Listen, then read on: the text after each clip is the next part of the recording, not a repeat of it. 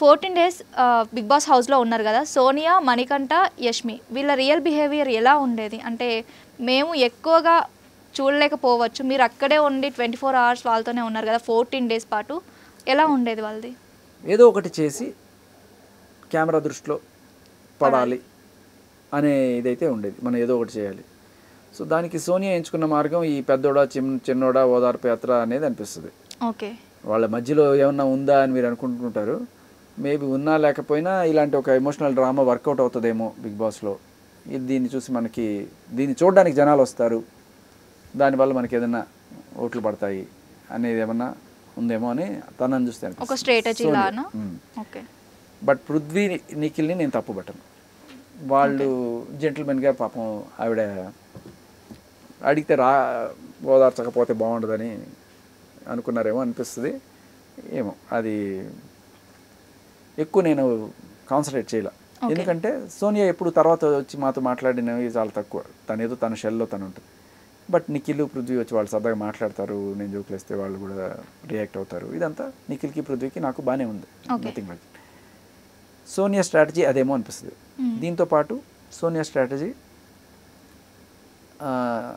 ఏదో ఒక చిన్న పొరపాటు లేకపోతే ఏదో మామూలుగా అన్నదాన్ని కూడా దీంట్లో ఎక్కడన్నా ఏమన్నా దొరుకుతుందా, దీన్ని మనం పొలిటిసైజ్ చేసి వాళ్ళని నామినేట్ చేయడానికి ఏదన్నా, లేకపోతే జనాల్లో బ్యాట్ చేయడానికి ఇట్లా ఏదైనా చేయొచ్చా అనే ఒక కోణంలో తన ఆలోచన ఉంటుందని అనిపిస్తుంది. ఇది సోనియా. ఇకపోతే యష్మి ఏదో ఒకటి చేసి, అంటే ఇప్పుడు ఏమైందంటే లగ్జరీ టీం అని మాకు ఇచ్చారు. ఫస్ట్ ఇచ్చినప్పుడు ఏవో మీరే తినాలి అని చెప్పి అనుకున్నప్పుడు, సరే ఈవిడేం చేసింది, మేము చాలా లగ్జరీ టీం కదా, మేము తినేసినవన్నీ అక్కడ పడేస్తాం. సరే ఒకటి ఏంటంటే లగ్జరీ టీం అన్నప్పుడు నీకు ఏదో వచ్చినాయి, కూల్ డ్రింక్స్ వచ్చినాయి, కోకులు, చాక్లెట్స్ వచ్చినాయి. సరే ఏడిపించడానికి నువ్వు వాళ్ళ ముందు తిను కొంతవరకు, అవి మా దగ్గర వచ్చినాయి మీ దగ్గర లేవు కదా అని చెప్పి అంతవరకు ఓకే. తినేసిన ప్లేట్లు కూడా మీరే కడగాలి అని అక్కడ పడేస్తే నేను బాగుండదు కదా, నా ప్లేట్ నేనే కడుక్కుంటాను, నాకు అలా వేరే వాళ్ళకి కడిగితే నచ్చదు అని చెప్తే, ఎందుకు అలా అవుతావు, ఇది గేమ్లా ఆడాలి అంటే నాకు ఎందుకో ఒక రకమైన ఇది. నేను ఇప్పటికీ ఎవరిని ఐడెంటిటీ అలో, నేను ప్లేట్ పడేసి అట్లా వెళ్ళిపోవడం అనేది చేయను నేను. ఓకే సరే ఇప్పుడు డ్రింక్ కావాలంటే తీసుకొని తాగి ఊరించడం అది కూడా. నేను చేసింది ఏంటి, ఒకవేళ చాక్లెట్స్ ఇచ్చారు, నేను తీసుకెళ్ళి అక్కడ డ్రెస్సింగ్ రూమ్స్లో ప్రతి ఒక్కరికి ఒక ర్యాక్ ఉంటుంది, నేను తీసుకెళ్ళి నబిల్ దాంట్లో ఒకటి, విష్ణుప్రియ దాంట్లో ఒకటి, మాకు కావాలని వాళ్ళు అడిగారు బేసికలీ, మాకు కావాలంటే నేను ఎవరు పెడుతున్నా తెలియకుండా అలా శాంటా గిఫ్ట్లు పెట్టినట్టు పెట్టేసి కామ్గా తెలిపేసుకున్నారు. వాళ్ళకి మెల్లగా అర్థమయ్యేది, వాళ్ళు ఎవరికి చెప్పేవాళ్ళు కదా, తెలుగు తిందంగలాగా వాళ్ళు తినేసి అక్కడే తినేసి రేపర్ పడేసి వచ్చేసేవాళ్ళు. అది ఎలా ఉంటే ఈవిడేం చేసేది, లిటరల్లీ ప్లేట్లు పడేయడం, పొరపాటున ఏదో కప్పు తీసి డస్ట్బిన్లో పడేస్తే ఆ డస్ట్బిన్లో తీసింది కూడా బయట పెట్టి నువ్వు తీ అంటే లిటరల్లీ మనిషి ఈగోని హట్ చేసే ఇది, అది నాకు నచ్చల. ఎంతైనా అందరూ బాగా బతికిన వాళ్ళే కదా, వాళ్ళని నువ్వు వచ్చిన ప్లేట్లు గడుగు నా ఇది అంటే నేను ఆఖరికి ఏ స్టేజ్ తనకి చెప్పాను కూడా, ఇప్పుడు నువ్వు రేపు వాష్రూమ్కి వెళ్తావు, ఆ వాష్రూమ్కి వెళ్ళి నువ్వే క్లీన్ చేసుకోవాలి కదా తప్ప వాళ్ళు వచ్చి క్లీన్ చేస్తారా? నువ్వు వాష్రూమ్కి వెళ్ళినప్పుడు నువ్వు ఎట్లాగా క్లీన్ చేసుకుంటావో ఇది కూడా నువ్వు తిన్న ప్లేట్ నువ్వు క్లీన్ చేయడం అది కరెక్ట్ కదా, వాళ్ళు చెప్పని నువ్వెందుకు చెప్తావు అని అలా అన్నప్పుడు నాకు అది నచ్చ. ఇది గేమ్ ఇట్లాగే ఆడాలి అని చెప్పినప్పుడు నాకు నచ్చేది కాదు. చెప్పేవాడిని ఆ క్లాన్లో, నాకు తర్వాత ఎవరో ఒకళ్ళు సపోర్ట్ రాకపోతారని ప్రేరణకు చెప్పారు. ప్రేరణ కూడా ఇదే టైప్ మెంటాలిటీ. మనం ఇట్లాగే తర్వాత కొన్నాళ్ళకి అభయ్ వచ్చి నాతో పాటు ఆ పాయింట్ చెప్పడం జరిగింది. అమ్మాయి ఒకడైనా సరే నా సింక్లో ఉన్నాడు. నేను ఎక్కడో ఒక చిన్న, అంటే ఫస్ట్ టైం కదా నేను తెలియక బిగ్ బాస్ అంటే ఇలాగే ఆడతారేమో, ఇలాగే చేయాలేమో, ఇలా చేస్తే ఆవిడ మెచ్చుకొని జనాలు ఓట్లేస్తారేమో ఇలా అనుకునేవాడిని.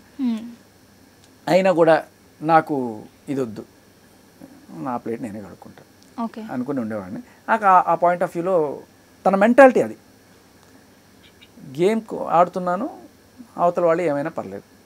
మణికంఠ కూడా సేమ్, నేను గేమ్ గెలవడం కోసం దేనైనా వాడుకుంటా, సెంటిమెంట్ వాడుకుంటా, ఆయింట్మెంట్ని వాడుకుంటా. అంటే ఇప్పుడు గేమ్ ఆడేటప్పుడు కొన్ని ఎథిక్స్ విలువలు ఇలాంటివి ఉండాలి అని నేను అనుకుంటా. కానీ అంటే అదేం గేమ్ ఇప్పుడు బిగ్ బాస్ చెప్పలా, నీకు లగ్జరీ రూమ్ ఇచ్చాడు, నీకు చాక్లెట్లు ఇచ్చాడు, మంది ఇచ్చాడు, దాని ఏమంటారు డ్రింక్స్ ఇచ్చాడు, అంతకుమించి వాళ్ళందరూ నీకు ఊడిగం చేయాలని ఏం చెప్పాల. ఎగ్జాక్ట్లీ.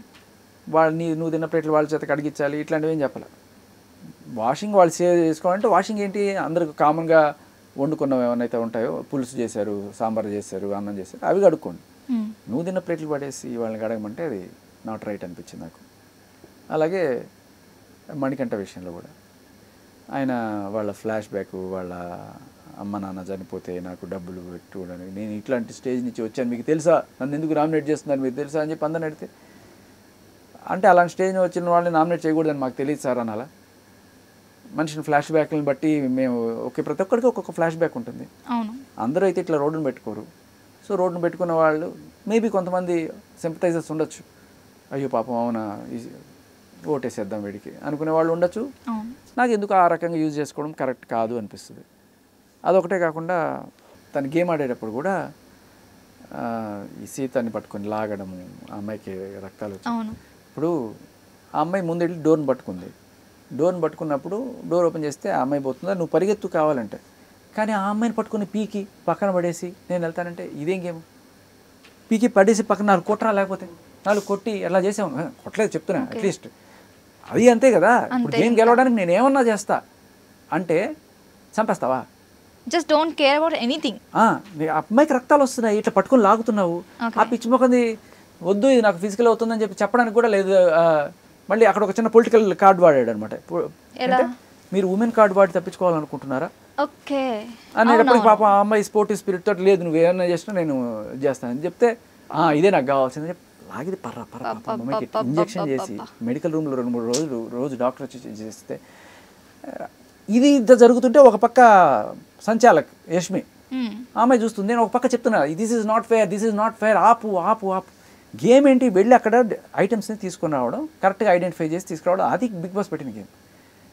మీరు ఇట్లా ఫిజికల్ అవుతాను అని చెప్పి కొట్టి చంపేసి నేను గెలిచానంటే ఊరుకుంటావా? ఊరుకోకూడదు అనేది నా పాయింట్.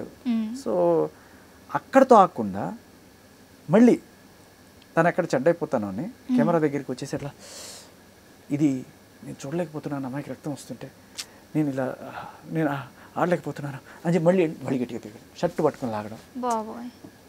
ఈ దేనికి సంకేతం? నాకు this is not what is suppose to be played అనిపించింది. దాని గురించి ఒక్కళ్ళు మాట్లాడలే తర్వాత. నాకు అప్పుడే బిగ్ బాస్ అడ్డుపడి ఆపితే బాగుండు అనిపించింది. That would go to any extent.